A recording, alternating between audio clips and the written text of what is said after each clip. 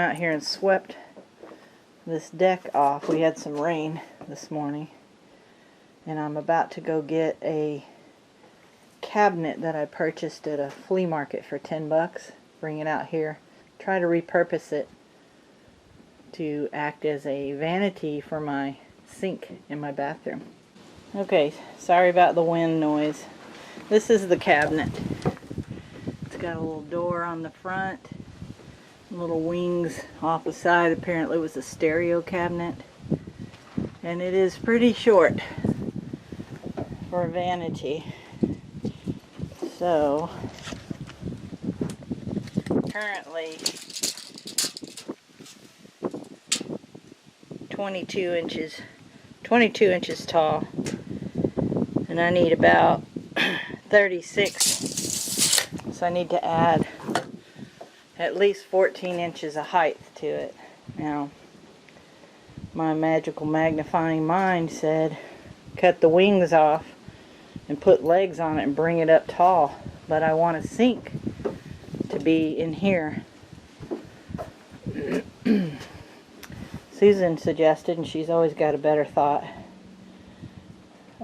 build on top of it, and that way the sink is countersunk in the top and you're not looking at, when you open the door, the bottom of a sink, and that makes a lot more sense. So I'm going to try, since this is homemade, I'm going to try to disassemble it. It is solid wood. So I'm going to see if I can disassemble it. Take that whole bottom piece off and use it somehow for the top, to add on to the top. I may still have to add 4 inches or so to the bottom, but it'll be a lot less destructive to be able to do it this way.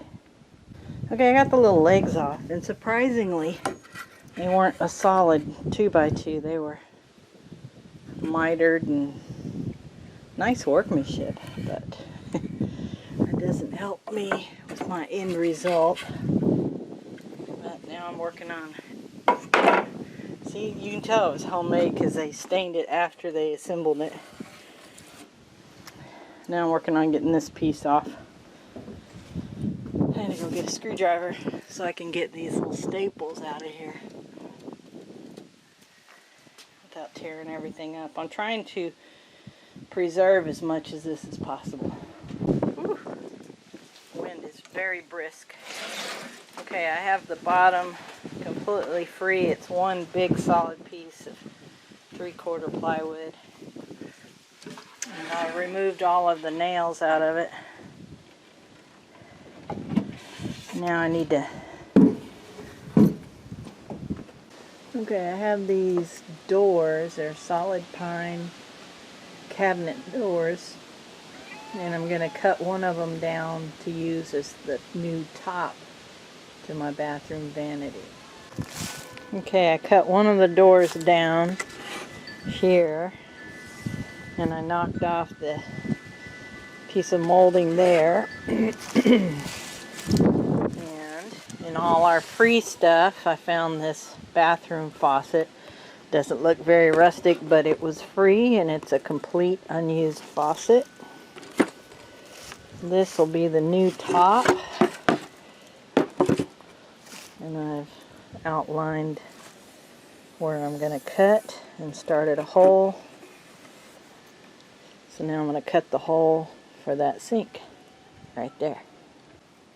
Okay, I got the hole cut out, and I have the sink just dry fitted in there. Doesn't look too bad for free. Now I'm going to work on getting that set in the back. Okay, I got the basic frame and the bowl inside. Now I'm going to put a galvanized metal front on it. Okay, so that's the front of it now. And I just have some little pins holding that in the right place. Okay, essentially this is how this is going to look. I think it'll be alright. Plenty high enough. I don't I had to bend down to wash my hands. So it's not put together yet. Obviously not plumbed yet, but we're very close. But that's going to be, I just kind of have this stuck in here. It's not really attached. And this is just sitting on top of the base. So what I'm going to do is I'm going to take this inside and permanently attach the sink and drill holes for the spigot and all that. I want to do it inside because it'll be warmer in there for the silicone to adhere. Okay, this is a sink portion sitting inside by the wood burning stove, and this is the faucet. I thought I had one. I brought it in that I had gotten for free, and actually it was a faucet box full of other connections. So first I'm going to install the drain, and then I need to figure out where to drill the holes back here for the water faucet. Okay, I got the drain attached. I had to do some unnecessary cutting. Well, it was necessary, but unexpected cutting.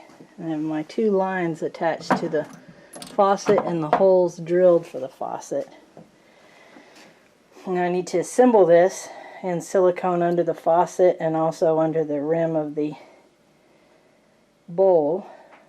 And then put some weight on it and let it sit, you know, for an hour or so. Okay, I have the lines, well, the faucet mounted and the lines attached, and 4 angle brackets attached. So I'm ready to go put it and attach it to the other piece. Alright, this is how it's going to sit on top of the base. And now I have to attach those 4 brackets and then drill some holes for the lines and the drain.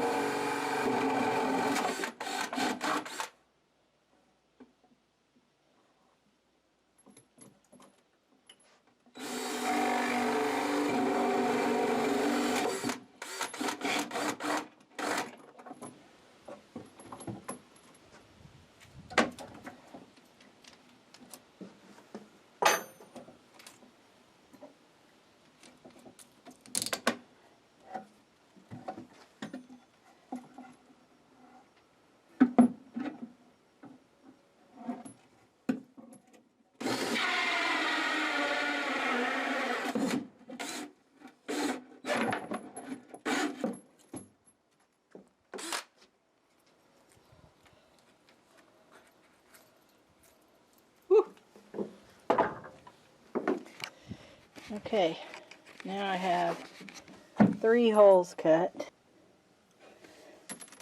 2 for the water lines. That's the hot water. If I can get it in there. And this is the cold water.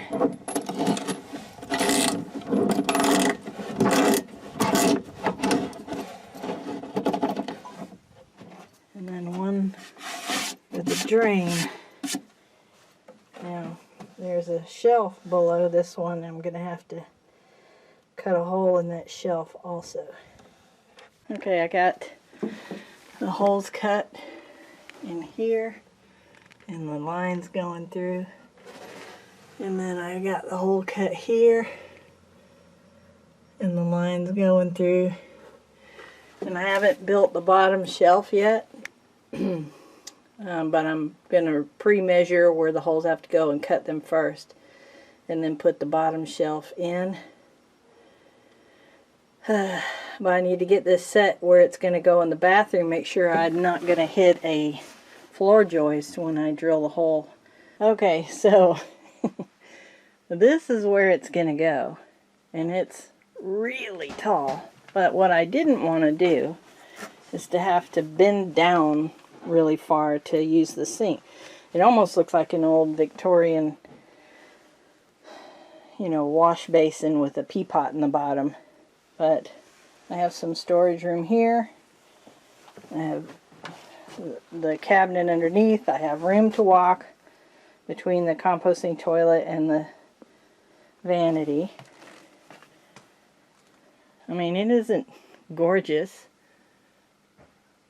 but I think it's going to work. Okay, I shortened it about 7 inches, and I shortened about 7 inches, and I have connected the drain and the water lines.